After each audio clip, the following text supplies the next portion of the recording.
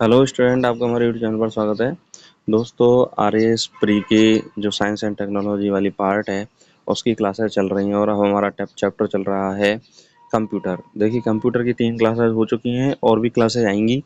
थोड़ा बड़ा चैप्टर है तो इसको आराम आराम से हम धीरे धीरे पढ़ेंगे और छोटा छोटा और थोड़ा थोड़ा करके हम इस चैप्टर को आसानी से कंप्लीट कर लेंगे। देखिए, पिछली क्लास में मैंने आपसे क्वेश्चन पूछा था कि निम्न में से कौन सी आउटपुट डिवाइस है। आउटपुट डिवाइस का मतलब होता है कि कोई सूचना भेजी, उसकी सूचना का परिणाम हमें बाहर प्रदर्शित होता है। तो माउस जो है वो इनपुट डिवाइस है, तो इसका आंसर ये नहीं हो सकता। कीबोर्ड भी इनपुट डिवाइस है, ये भी नहीं हो सकता। स्कैनर भी इनपुट डिवाइस है, ये भी नहीं हो सकता। इसका राइट आंसर क्या है? B, D. इसका राइट आंसर क्या हो जाएगा? D, printer. प्रिंटर एक आउटपुट डिवाइस है। तो जो भी स्टूडेंट इस चैनल पर नए हैं और पहली बार अध्ययन कर रहे हैं, इस चैनल को जरूर सब्सक्राइब करें और अपने दोस्तों तक जरूर शेयर करें। चलिए, अब हम आगे थ्योरी वाले पार्ट में चलते हैं।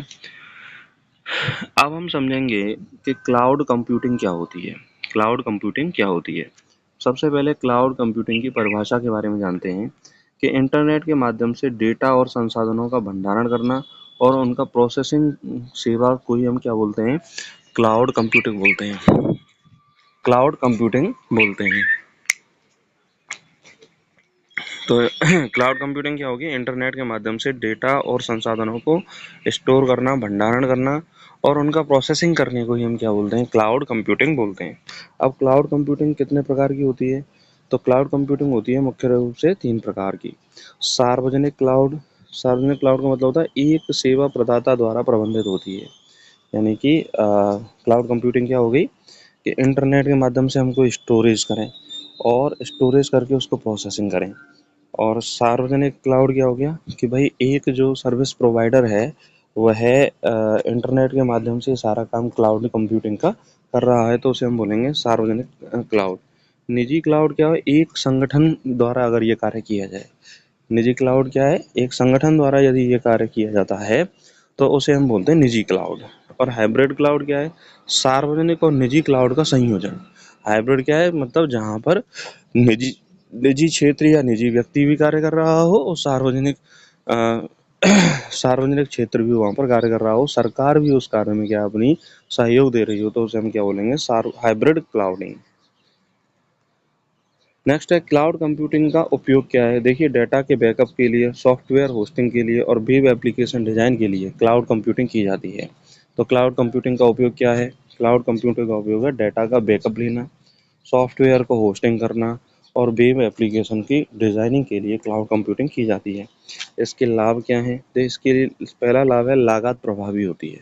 यानी कि जो इंटरनेट से संबंधित डेटा का बैकअप लेना है या सॉफ्टवेयर निर्माण है या वेबसाइट का संचालन है या निर्माण निर्माण करना है, उसकी लागत जो है वह ज़्यादा नहीं आती।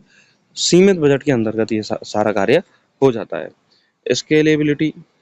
स्केलेबिलिटी यानी अच्छी दक्षता से ये क्या है? कार्य करता है और कहीं से भी पहुँच, यानी कोई व्यक्ति उपयोगकर्ता के पास भी नहीं है, वहाँ से भी इसकी पहुँच होती है। और क्लाउड कंप्यूटिंग जो है वह इंटरनेट की प्रोसेसिंग में और डाटा स्टोरेज में बहुत ज़्यादा प्रभावी होती है। तो कहीं भी पहुँच होती है, लागत प्रभावी होती है और स्केलेबिलिटी इसके क्या है? लाभ है। अब हम बात करते हैं साइबर सुरक्षा के प्रमुख पहलू। साइबर सुरक्षा के प्रमुख पहलू। देखिए, पिछली क्लासेस में हमने देखा था साइबर क्राइम के बारे में। साइबर क्राइम के बारे में मैंने बताया था कि इससे कोई भी डाटा हैक हो सकता है या हमारे सूचना, गोपनीय सूचनाएं हैं, उनको प्राप्त चोरी कर लिया जाता है। तो हमारे देश को या किसी व्यक्ति की निजी सूचनाओं को जब प्राप्त किया जाता है तो उससे उसको नुकसान हो सकता है। तो उसको हम बोल रहे थे साइबर क्राइम। उस साइबर क्राइम से हम कैसे बचें, किस तरह से बचा जा सकता है, तो उसे हम बोलते हैं साइबर सुरक्षा। क्या बोलते हैं? साइबर सुरक्षा। साइबर सुरक्षा की प्रमुख तकनीकें होती हैं, जैसे पहली है एन्क्रिप्शन। एन्क्रिप्शन का मतलब होता है डेटा को सुरक्षित बनाने के लिए हम कौन सी तकनीक का इस्तेमाल करते हैं? एन्क्रिप्शन तकनीक का इस्तेमाल करते हैं। इस एन्क्रिप्शन तकनीक से क्या होगा? डेटा क्या हो जाएगा? सुरक्षित होगा। फिर दूसरा है फायरवॉल। फायरवॉल क्या है? अनाधिकृत एक्सेस को रोकने के लिए। भाई कोई भी जैसे लिंक है उसको हम ना खोलें, और यदि कोई भी मतलब वायरस है उसको नहीं आने दिया जा रहा है, और कोई भी वेबसाइट ऐसी है जो हमारे लिए सुरक्षित नहीं है तो उसकी सूचना दी जाती है, तो उसे हम बोलते हैं फायरवॉल टेक्नोलॉजी। फायरवॉल टेक्नोलॉजी जो है वो अनऑथेंटिक सोर्स हैं उनको खोलने से क्या करती है, रोकती है।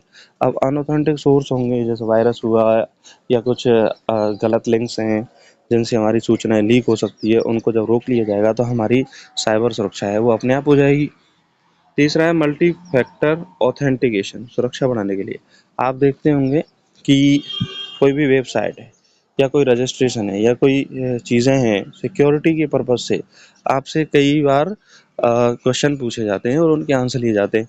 अगर उनके आंसर आप दे पाते हो तो आपको उसके लिए ब्राउजिंग की जाती है, और अगर नहीं दे पाते हो, एक सुरक्षित स्थान यदि अवेलेबल आप नहीं कर पा रहे हो तो उसकी ब्राउजिंग नहीं की जाती। जिससे क्या होगा, जिससे होगा कि साइबर क्राइम जो है वह क्या हो जाएगा, रुक जाएगा।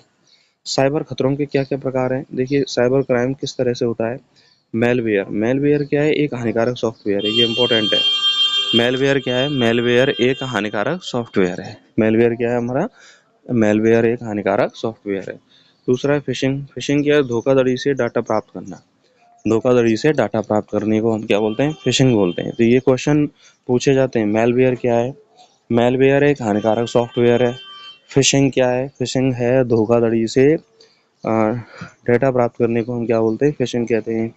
और रैनसमवेयर, डेटा को लॉक कर फिरौती की मांग करना, यानी कि डेटा को चुरा लिया और फिर कहा कि भाई आप हमें पैसे दो, तभी हम आपके डेटा की जो जानकारी है रिलीज करेंगे, आप तक पहुंचाएंगे। तो उसे हम बोलते हैं रैनसमवेयर। क्या बोलते हैं, रैनसमवेयर। पिछली क्लासेज में मैं इनके बारे में बातें तो कर की थी, लेकिन उसके बारे में डिटेल में नहीं बताया था, तो इस क्लास में मैंने आपको इसमें डिटेल में भी बता दिया कि मेलवेयर क्या है, फिशिंग क्या है। फिशिंग है धोखाधड़ी से डेटा प्राप्त करना, रैनसमवेयर क्या है, डेटा को लॉक कर फिरौती की मांग करना क्या है, रैनसमवेयर। नेक्स्ट है आर्टिफिशियल इंटेलिजेंस और मशीन लर्निंग। देखिए अब हम बात करते हैं आर्टिफिशियल इंटेलिजेंस एआई क्या है और मशीन लर्निंग एमएल क्या है। एआई है मशीनों में सोचने और निर्णय लेने की क्षमता विकसित हो जाने को हम क्या बोलते हैं, एआई कहते हैं। मशीनों में सोचने और निर्णय लेने की क्षमता का यदि विकास हो गया है तो उसे हम क्या कहेंगे, एआई कहेंगे। एमएल क्या है, एमएल एआई का उपसमूह है जहाँ मशीनें डेटा से सीखती हैं, यानी कोई भी सूचना हमने कंप्यूटर में डाल दी, अब आर्टिफिशियल इंटेलिजेंस के माध्यम से स्वयं निर्णय लेने की क्षमता का विकास हो जाने क्या हो जाएगा, एमएल हो जाएगा। जैसे उदाहरण, चेहरा चेहरा पहचानने वाले सिस्टम आप देखते होंगे। मोबाइल, बहुत सारे मोबाइल ऐसे हैं जिनमें अब फेस लॉक आने लग गया है। तो फेस लॉक का मतलब यही होता है कि भाई आपके जो चेहरा है उसको उस कंप्यूटर की स्क्रीन पर क्या कर दिया गया, लॉक कर दिया गया। अब जब जब आपको चेहरा दिखाई देगा तब तो वह मोबाइल खुल जाएगा। चैटबॉट्स है और स्वचालित कारें, ऑटोमेटिक कारें हैं, चैटबॉट्स हैं। यह है क्या है, एआई और एमएल पर आधारित है। एआई और एमएल पर आधारित है। तो आर्टिफिशियल इंटेलिजेंस का मतलब हो गया कि मशीन जब स्वयं सोचने लगे और निर्णय लेने लगे तो उसे हम आर्टिफिशियल इंटेलिजेंस कहेंगे। और यदि ऐसा कार्य मशीन कर रही है तो उसे एमएल, मशीन लर्निंग कहेंगे। क्या कहेंगे उसको, मशीन लर्निंग। नेक्स्ट पॉइंट है IoT, internet of things. IoT का मतलब है इंटरनेट ऑफ थिंग्स। इसकी परिभाषा क्या है, परिभाषा एक नेटवर्क जिसमें विभिन्न प्रकार के उपकरण एक दूसरे से इंटरनेट के माध्यम से जुड़ रहते हैं। आईओटी को क्या बोलते हैं, एक ऐसा नेटवर्क जिसमें विभिन्न प्रकार के उपकरण इंटरनेट के माध्यम से जुड़े होते हैं, उसे हम क्या बोलते हैं, आईओटी बोलते हैं। इसका उपयोग क्या है, स्मार्ट होम डिवाइस, वेयरबॉल्स और औद्योगिक इंटरनेट। यानी आईओटी का मतलब है स्मार्ट होम डिवाइस, जो आपके यहाँ स्मार्ट होम डिवाइस लगी हुई हैं, बिना वायर के जो भी वाईफाई सिस्टम लगे हुए हैं वो सब किसी में आते हैं, आईओटी में आते हैं। वेयरबॉल्स है, औद्योगिक इंटरनेट, इंडस्ट्रीज में इंटरनेट का यूज़ किया जा रहा है तो वो आईओटी का ही एग्जाम्पल है। इसका लाभ क्या है, बढ़ी हुई कनेक्टिविटी और स्वचालन में सहायता करता है। यानी कि एक तो कनेक्शन बढ़ाने में सहायता करेगा और उनको नियंत्रित करके उनको स्वचालित करने में क्या करेगा, सहायता करेगा कि सही तरह से वो कार्य करे। तो उसे हम बोलते हैं बढ़ी हुई कनेक्टिविटी और स्वचालन में क्या करना, सहायता करना। नेक्स्ट है कंप्यूटर के नैतिक मुद्दे। नैतिक मुद्दे, कंप्यूटर का पहला नैतिक मुद्दा है डाटा गोपनीयता, उपयोगकर्ता की जानकारी की सुरक्षा करना। यानी कंप्यूटर का हम उपयोग कर रहे हैं तो जो भी हमारा डाटा उस कंप्यूटर में, मोबाइल में, लैपटॉप में, टैबलेट में है उस डाटा को चोरी ना किया जाए। बहुत सारे सॉफ्टवेयर है जो आपके डाटा को चोरी कर लेते हैं, आपकी निजी जानकारियों को चोरी कर लेते हैं। तो इस तरह की चोरी ना की जा सके, इस तरह की व्यवस्था की जाए, तो उसे हम क्या बोलेंगे, डाटा की गोपनीयता। क्या कहेंगे, डाटा की गोपनीयता। दूसरा है कॉपीराइट और बौद्धिक संपदा। कॉपीराइट और बौद्धिक संपदा, सॉफ्टवेयर और डिजिटल कंटेंट का कानूनी संरक्षण किया जाना चाहिए। यानी हमारे जो सॉफ्टवेयर हैं और हमारा जो डिजिटल कंटेंट है उसका हम यदि कानूनी संरक्षण करेंगे तो उस बौद्धिक संपदा के अधिकार का संरक्षण होगा और हमें कॉपीराइट भी क्या होगा, प्राप्त होगा। तो कॉपीराइट और बौद्धिक संपदा जो है वह भी कंप्यूटर का नैतिक मुद्दा है। डिजिटल डिवाइस, विभिन्न समाजों के बीच तकनीकी पहुंच का अंतर है। देखिए जो उच्च समाज है, पढ़ा लिखा समाज है, उसमें तकनीकी पहुंच ज़्यादा है, और निम्न जो समाज है, ग्रामीण समाज है, गरीब समाज है, उसमें जो तकनीकी पहुंच है वह कम है। तो सीधी सी बात है, जब डाटा ही नहीं होगा तो चोरी भी नहीं होगा, और डाटा होगा तो ही तो चोरी होगा। तो जो उच्च समाज है, पढ़ा लिखा समाज है, उसका डाटा क्या होता है, ज़्यादा चोरी होता है। तो डिजिटल डिवाइस यानी समाज, विभिन्न समाजों के बीच तकनीकी पहुंच जो है वह है, उसमें भी क्या है, अंतर है।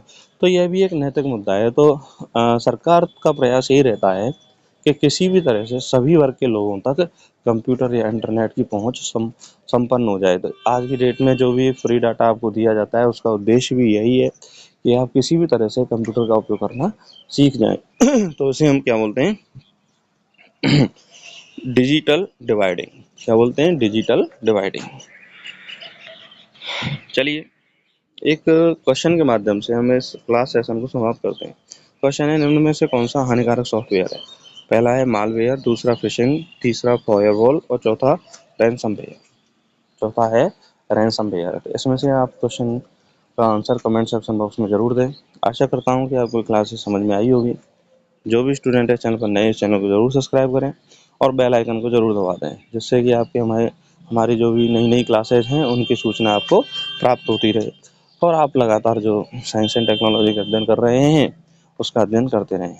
देखिए सभी स्टूडेंट से मैं कहना चाहूँगा कि आपकी जो क्लासेस चल रही हैं वो धीरे धीरे चैप्टर्स को आगे बढ़ाते हुए चल रही हैं, और हम जिस तरह से हम घर पर भी पढ़ते हैं या किसी क्लासेज में पढ़ते हैं या कोचिंग में पढ़ते हैं, उसी तरह से आपको क्लासेस प्राप्त हो रही हैं। तो रोजाना रात को 9 बजे हमारे साथ जुड़े रहिए और इन क्लासेस के अध्ययन के माध्यम से अपनी तैयारी को स्ट्रॉन्ग करें। नमस्कार, धन्यवाद।